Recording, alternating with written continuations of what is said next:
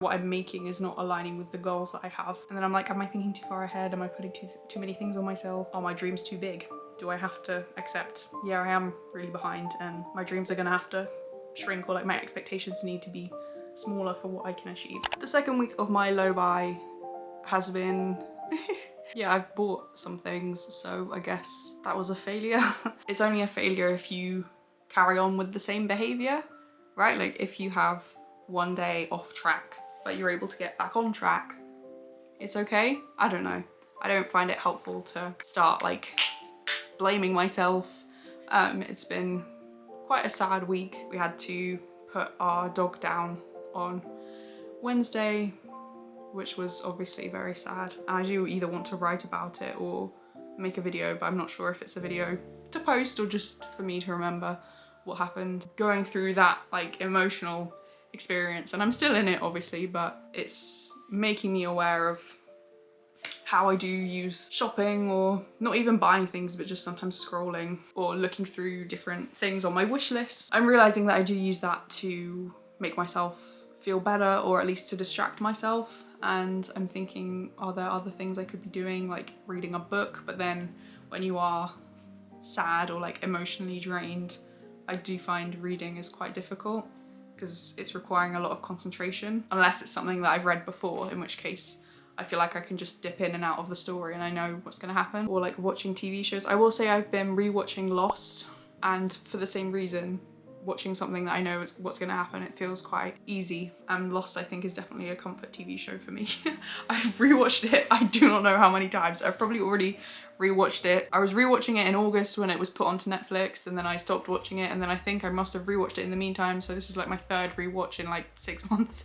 But I do love it. At least I'm like observing the behavior, you know. I'm like, oh, okay, I'm noticing that I'm scrolling more, and I know that it's like I'm looking for an easy solution. Like I'm like, oh, if I buy this thing it will fix my life, or like, ah, this will complete my collection and then I'll be happy. And I know that's not true. And I know then the guilt that comes after, where I'm like, oh, I didn't really need this. Like, yes, I love it and I will use this thing. It's not a waste, but like, I didn't have to buy it right now, you know? I'm trying to, you know, give myself space to have been sad and deal with that in whatever way. So it's not been the best week in low buy terms, but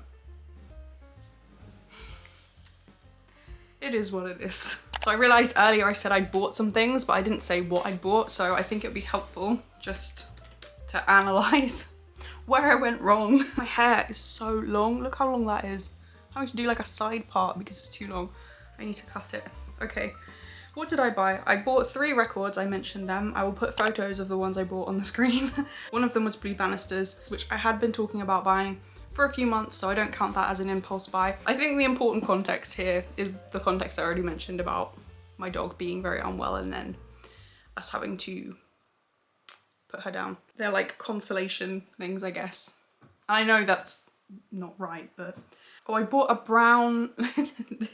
This was yesterday I bought this. I bought a brown poster frame. I bought this poster, this espresso poster, in like September, and it's just been sat in the tube that it came in. It's this big, like huge poster, and I want to put it up, and I don't know if I'll actually put it on the wall, but I at least want to put it in a frame and I can lean the frame against the wall. This was not like a necessary thing for me to buy right this second, but I decided to because I was like, I want that poster, you know, I want to put it up, because otherwise that thing cost £20, and yeah, okay, with the frame that's another £20, but like I want to at least use it or have it on display. And I'd looked up some frames, so I was like, now's the time, you know, it's fresh in my mind. I can see this one has loads of good reviews, or this one is the right shade of brown or whatever. Like there weren't loads of options, but I decided to get that.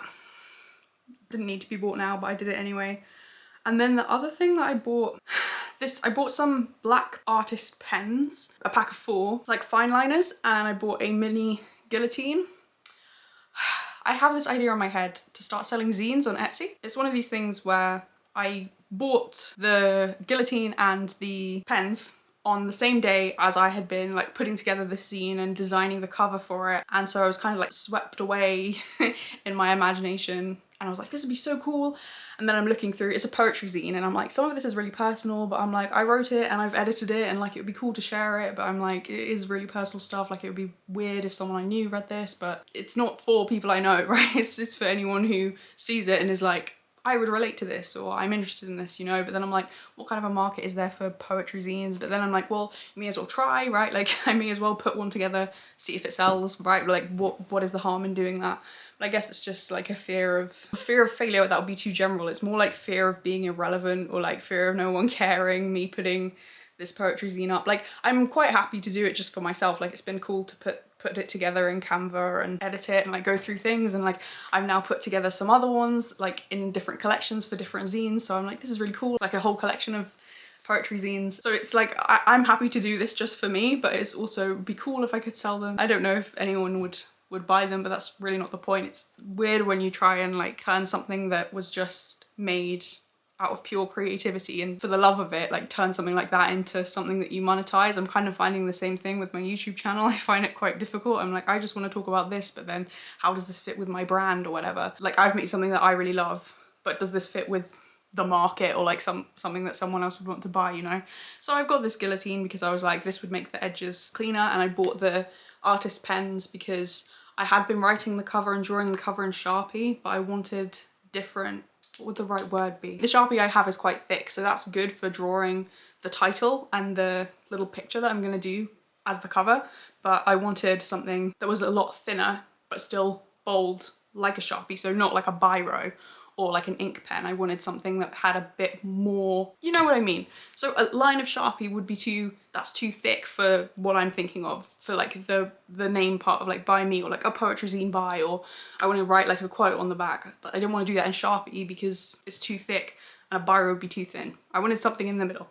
And so I bought this pack of pens, and I'm like, this is cool, but it's also just money that I've spent with no like, what's the word? Proof of concept? Proof of something, you know? I don't know if anyone would actually want it, but I also do like the idea of just making something for me, making it properly and having like, this is the finished article, because I've had a few where I'm like, oh, I need to edit this bit, whereas now I look at it, I'm like, no, this is a complete thing, this is good as it is. And I know they say like, with creative things, you don't finish a piece of work, you sort of abandon it, because you can always come back to it and be like, oh no, I need to change this, or like with painting, it's just, oh, I'll add a bit more. But as much as possible, I feel like I've got to a point where I'm like, no, this is ready to be abandoned. Like, there's no bits to edit, there's no like apostrophes that are missing, or it would be cool because I've always wanted to be a writer, and like to self-publish is kind of, seems like the easiest route, but also it's like, how would people become aware of what you're doing? And other people seem to be selling zines on Etsy, but it doesn't seem like they are like hugely popular. I'm not sure. I guess like in terms of money, I talked about how one of the reasons I wanted to do this no buy, which has basically turned into a low buy, was to save money to put into a lycer.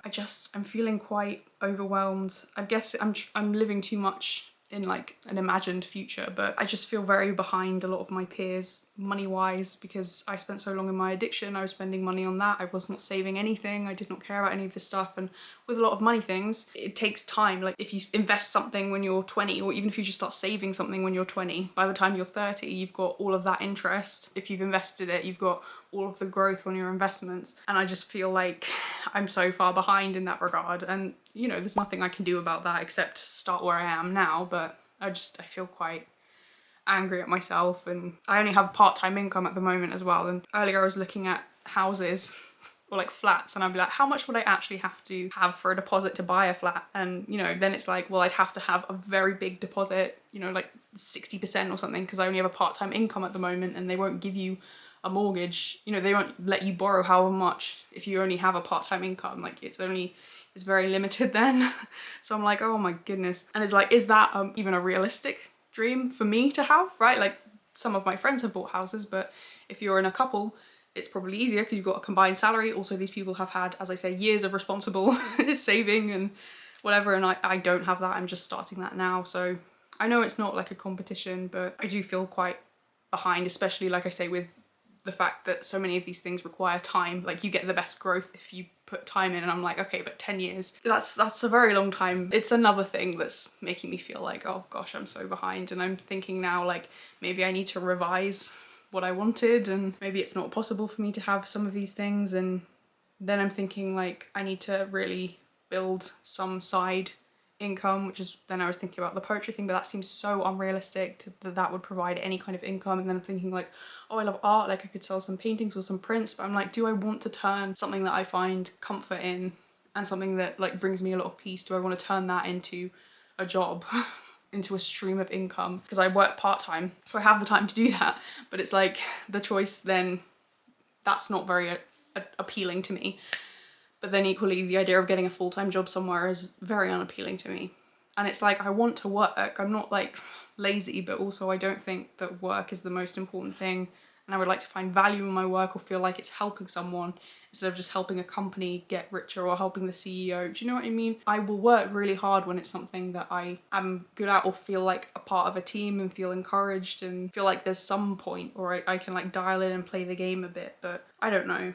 And then add on top of that, like being COVID safe, that feels like it limits my options a whole lot, because while when I was younger, I'd be like, oh yeah, I want to be a lawyer or I want to be a journalist or whatever. It's like now I feel like those options are really far away. So it's like, how long do I give myself to build something on my own on the side of my part-time job before I sit down and think this is not aligning with, you know, what I'm making is not aligning with the goals that I have for saving or investing or whatever. And then I'm like, am I thinking too far ahead? Am I putting too many things on myself? You know, the other thing, are my dreams too big? Do I have to accept, yeah, I am really behind and my dreams are gonna have to shrink, or like my expectations need to be smaller for what I can achieve? I don't think so. I think that's not the way to go. But it certainly feels that way sometimes. Yeah, I spent I spent this money on the guillotine and pens. $16.96 on that. And that seems like a investment in my dreams. So ridiculous. Oh, and I bought the other night, I completely forgot about this, sign you're buying too much. I bought some About Face eye paints. I bought the white one because then you can mix it with other colours and make tones. Instead of just being like, this is blue, you can then mix it with the white and be like, this is light blue. But I didn't need to spend that money. Some positive money news was I was able to, by saying I was gonna quit my Now TV, I kept pressing cancel, cancel, and they keep trying to make you stay by being like, you will lose access to all of these films or all of this TV show. The new White Lotus has come out. You're gonna lose access to this if you cancel your membership. I just kept pressing cancel, and instead of paying $5.99, they said, hey, stay for $3.99. I've got the entertainment, which is the TV, and the cinema, which is films. I did on both, and instead of being, last month they were $5.99 and cinema was $9.99, but I said I was gonna quit and they brought both of them down to $3.99. So I'm quite happy about that because that saved me £5 or whatever. It's not a huge amount, but it's also not nothing. So you gotta take our wins where we find them. And I found them in these small savings. So yeah, week 2 has been quite sad and a bit of a failure. But going forward, I think I can do better on week 3. So please comment below how you are getting on, if you're also doing a no buy, low buy. Have you had a better week than me? I hope so. Please share your experience in the comments because it can help other people.